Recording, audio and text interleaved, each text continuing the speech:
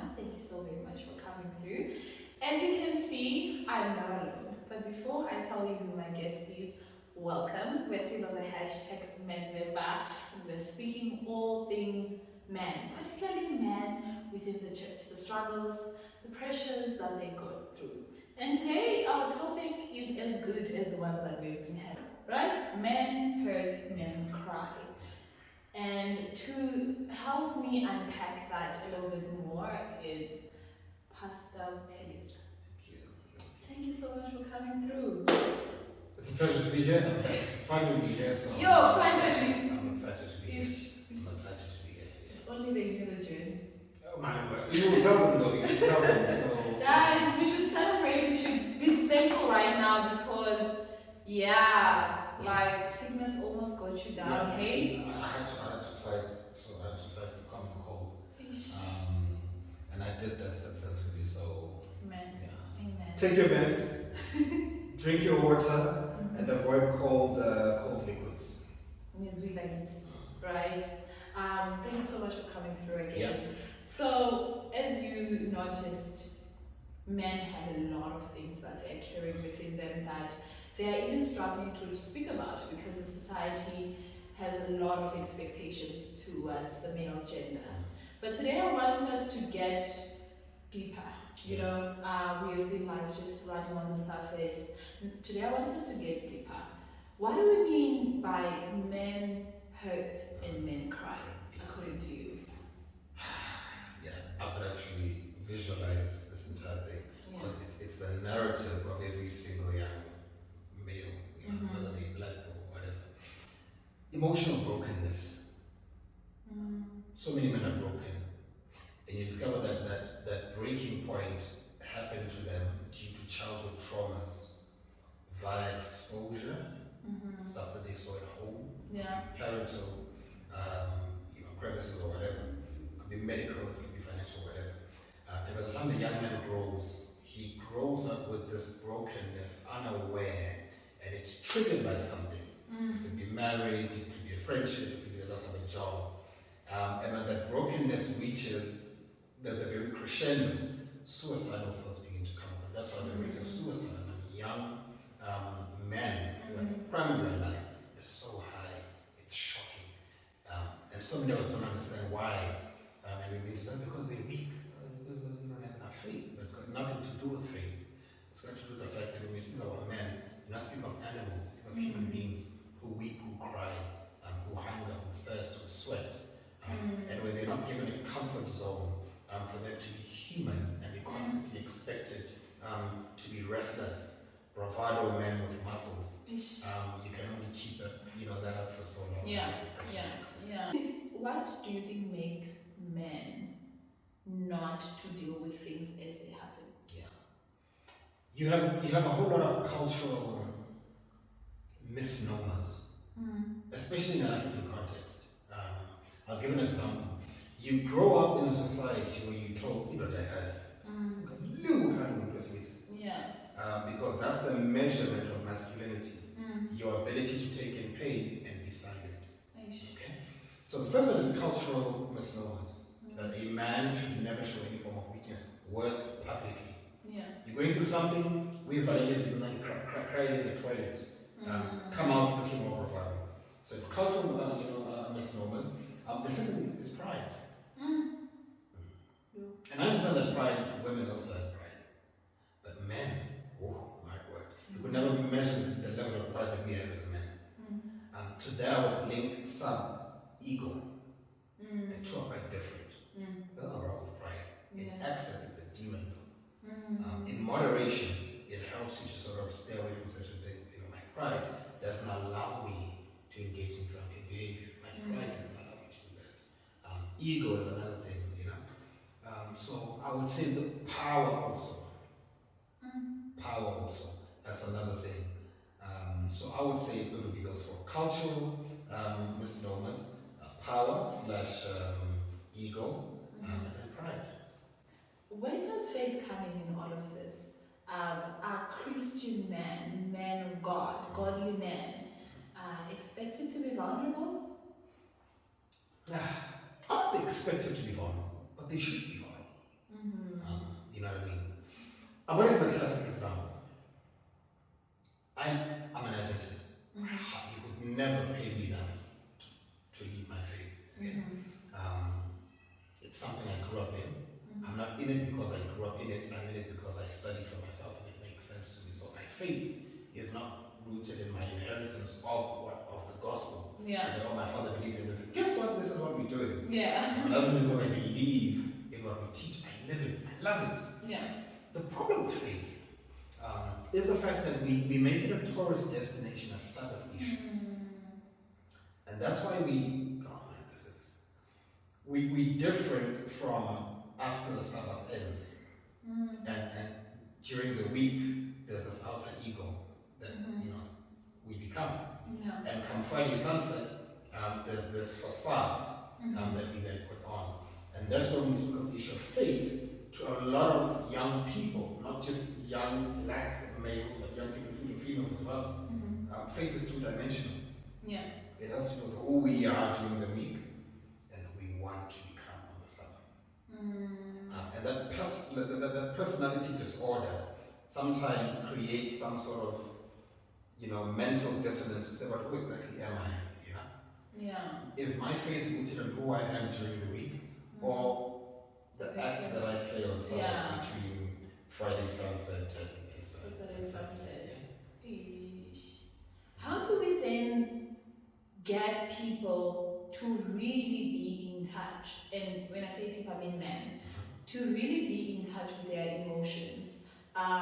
Never mind the fact that you believe in God and you trust the fact that things are going to be okay. You have faith in the fact that things will work out. Yeah. How do you get in touch with your own emotions and actually be vulnerable there and not be judged?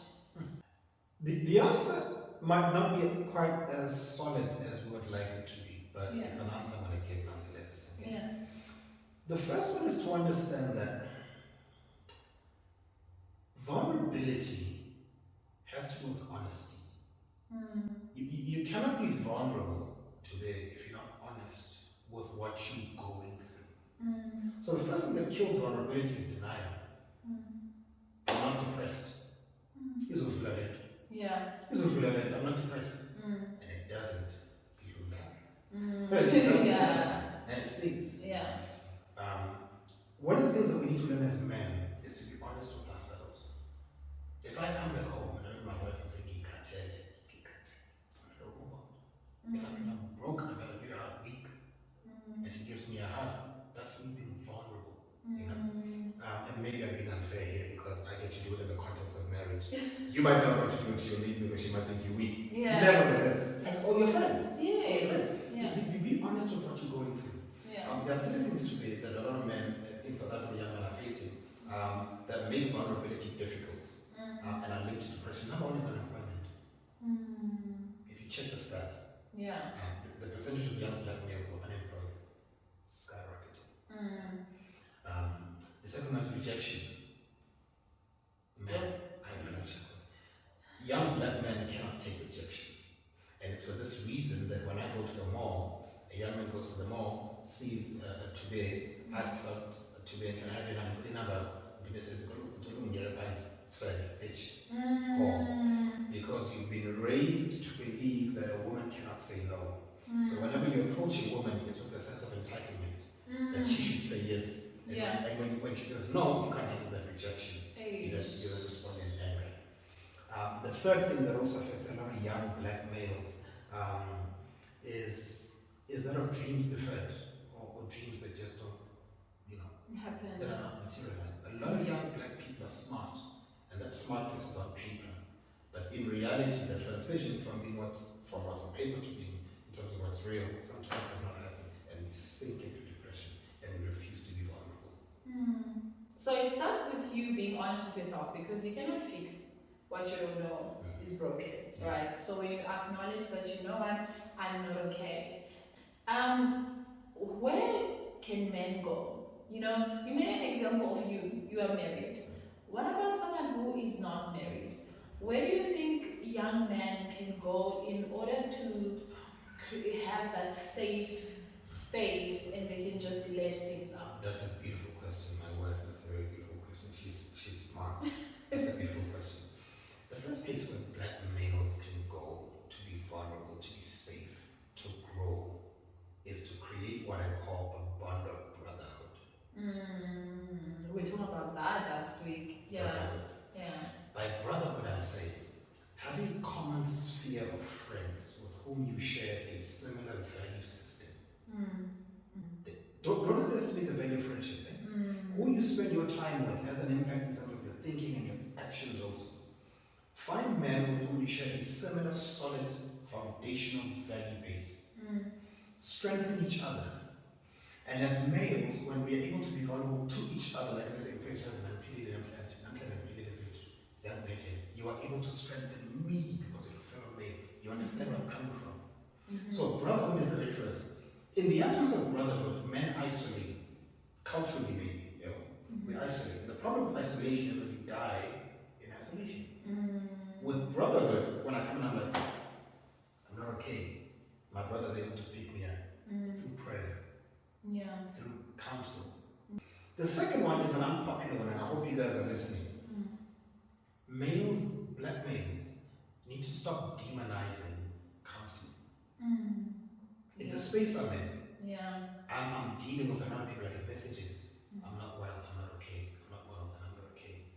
While I may pray for them because I believe in prayer, truth is, clinically, they are in need of counseling. It's important for them to see trained professionals above and beyond a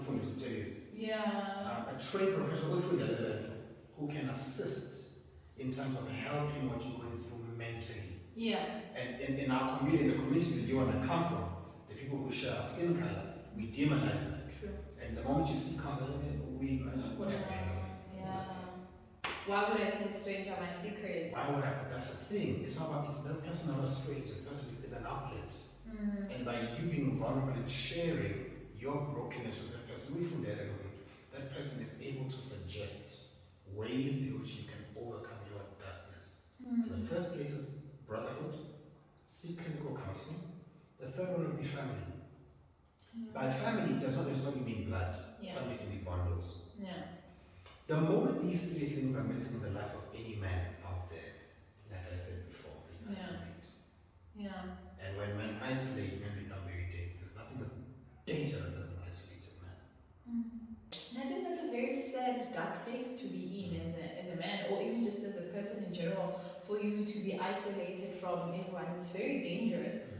When your thoughts are always in your head, filling up, you have no control whatsoever, you know.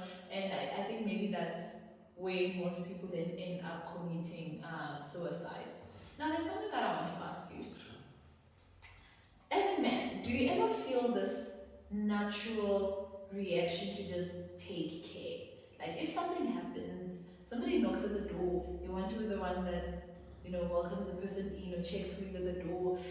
If there's a certain noise, you're the first to get up. You know, all those things. If there's financial difficulty, you just want to make sure things are fine. I think naturally men have been built like that, right? How do we help men do all those things without feeling the pressure that should they not be able to be capable of doing them, they are still good enough? My goodness, I'm smiling because I mentioned this in my book. There's a chapter in my book where I speak about this. There are three answers. There's the traditional answer. Indodekaya, instika ekaya. Man is a pillar of home. When someone knocks, when there's no food, it's the man that goes to hunt. So that's the traditional view. Fast forward to a couple of centuries later.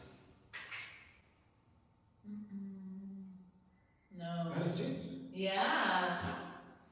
The proliferation of men who get incarcerated means that you've got less men at home. Men who die means you've got less men at home. Men who disappear today means that you have got less men at home. Okay? And all of the various things that I would mention, I just don't have the appetite for it. So I won't stop here. You then have women who, by virtue of their circumstances, are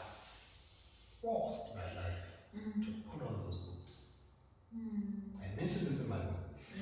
You've got a lot of beautiful, soft women who've been hardened by circumstance. Because there was no male figure to be the one to go. She had to play the role of a protector. She had to play the role of a provider. Young people who grow up, or children who grow up in a situation where they see these gender changes, mentally, sometimes trying to get lost is like, okay, so what's the role of a man and what's the role of a woman? You know? Some get out on the other side with a refined understanding of what it means to provide. Some come out with anger. Some come out as feminized men. Men, but severely sensitive. And I was thinking that severely sensitive, easily irritated, feminized because they grew up in that type of environment where the absence of the father overexposed them to the role of a mother. And so inherent traits that they had in them built to protect were inhibited by the circumstance. So the traditional view says that men play that role of protecting, opening the door, making sure that everything is fine. If we're walking at the mall, I hold your hand in the sun to be a protector. But what about those women who do not have men in their lives to play the role? So what about them? Do they pray and say, Jesus Christ, protect me? What do they do? It gets deeper than this. What impact does this have, the absence of men, have on single women, on divorced women, on widowed women? So my son, whom I love dearly, one of the things I'm teaching him in terms of how I live my life, Ekai, my own wife, is to understand that when there are dishes and he just ate, he should not wait for Umawake, for example, to come in. You just ate. Do those dishes. Doing all the dishes has nothing to do with gender roles. Okay? How he treats his sister. It's important that he protects her. Now I teach that to him by how I treat my wife, because they learn by observing. So the traditional view says males are the ones who are protective, who open the door, who do all of that. The modern view, however, says things are a bit mixed up. And I'll put it to you, what is correct, the traditional or the modern? Is it even binary, or is there some sort of gray area? Role then, let's reconcile this. What role does God expect of men? We have the traditional or the modern. What does God expect from men? God expects leadership from men. Genesis chapter 1 and 2, leave 3, because that's when the fall comes in. Because of your ancestor. Anyway, my ancestors are not these. Anyway, we're not there. God expects leadership of men.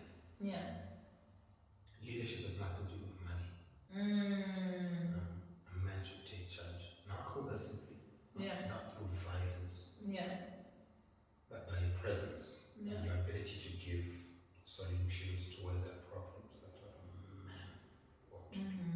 And it's so sad that we've linked that to financial capacity. It's unfortunate. Now, there we now are aware that men have issues and men are dealing with this and that. What can we do as women, whether I'm the mother or I'm the wife or I'm the girlfriend, what can I do to encourage the men in my life to be more vulnerable without making them feel like I'm trying to fish out or them feeling weak? I love the biblical model. Controversial as it is, I love it. Husbands, love your wives. If you flip the coin, a lot of people say, nowhere does the text say, woman, love your husband. We read the text here, it says, husband, love as Christ loved the church. I then flip it aside and I say, the best way a woman can love a man is by respecting him. The best way for you to love me is by respecting me. That's how you reciprocate love. So what women can do to allow men to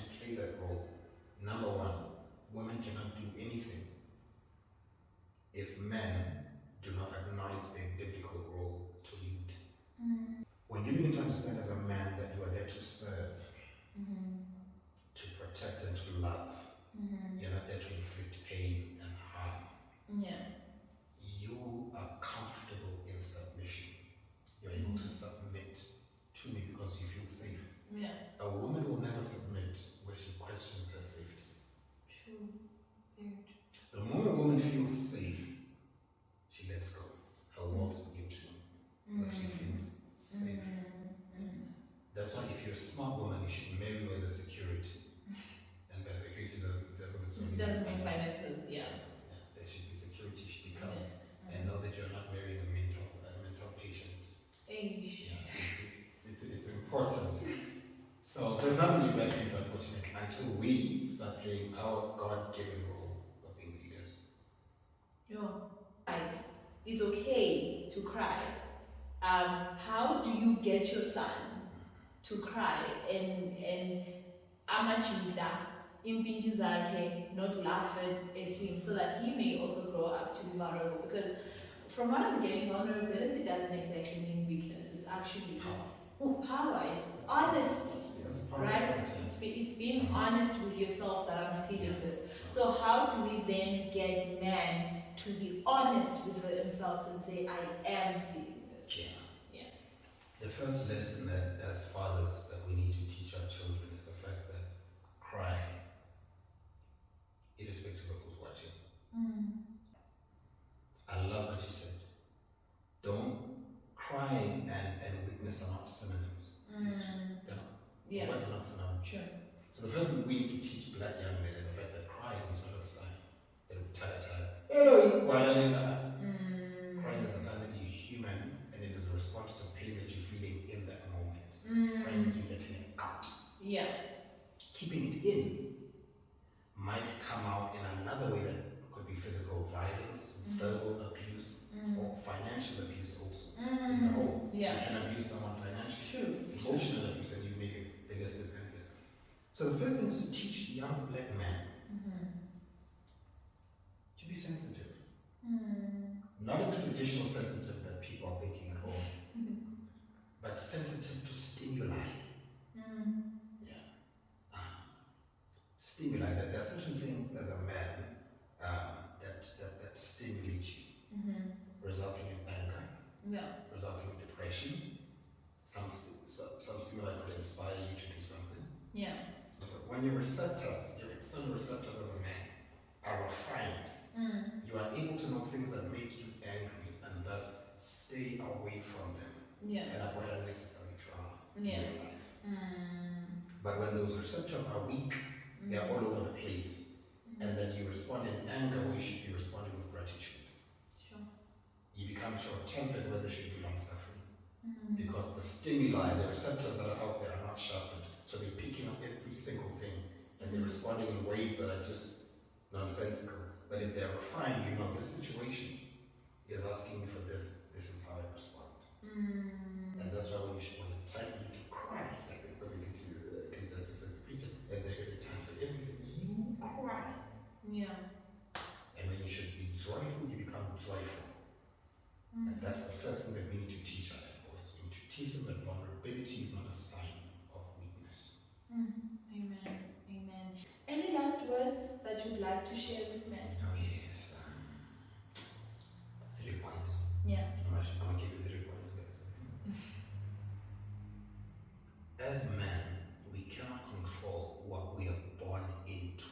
You can't choose the type of family you're born into or the circumstances of that family at that point. There are certain things in life you cannot do anything about. But they will never outweigh the things you can do something about. So as a man, when you can change your circumstances, you will not do that without discipline. And that's the one thing that beats us as men. We are ill-disciplined, because when you're not disciplined, you become a slave to your passions. You become a slave to your wants. Without discipline, you've got no perspective. So number one, understand that there are certain things you cannot change, but they will never outweigh the things you can change. Number two, strength does not have to be brute. Strength does not mean violence. Strength is actually sensitivity. It's kindness. self-respect and respect for others. Yeah. That's strength. Mm. And the last one, uma kufanele ukhale iy'nyembezi zikhale ngoba noma kwakhiwa umuzi amanzi ayachitheka. So when a man cries and that water begins to, that man is building something that will be more solid than the tears that we see. Thank you so much. Amen. Pastor, thank you so much. I'm so blessed. And I hope that as we close off this November, men got some sort of encouragement, to know that there are other men that recognize what they go through. And we are hoping to build a safe space here at Golden Growth where we can encourage one another and help each other as we go through the realities of this life that can be quite difficult sometimes. But with God and with the support of friends, family, loved ones, and counseling, we trust that we will get there. Again, Gabon, thank you so very much. Ladies and gentlemen, Pastor Buthelezi, author, please do get his book. What's the title of your book? Black Poverty. Black Poverty. Where can they get it? 072-144-5764. 072-144-5764. You want to read it? We've sold about just about 1,500 copies now in our 7th month, going to our 8th month. Congratulations. And tomorrow. Right? We should have a review of the book. Okay, sure. Right? Yeah, I think that would be lovely. That would be lovely. Guys, thank you so very much for hanging out with us. Really, really appreciate it. Do not forget to hit that subscribe button. Join this family officially, of course, right? And share, like, comment, let us know what you feel, what you'd like us to talk about in these conversations, and of course your thoughts, your professional expertise, your own experiences. We would love to hear from you. From me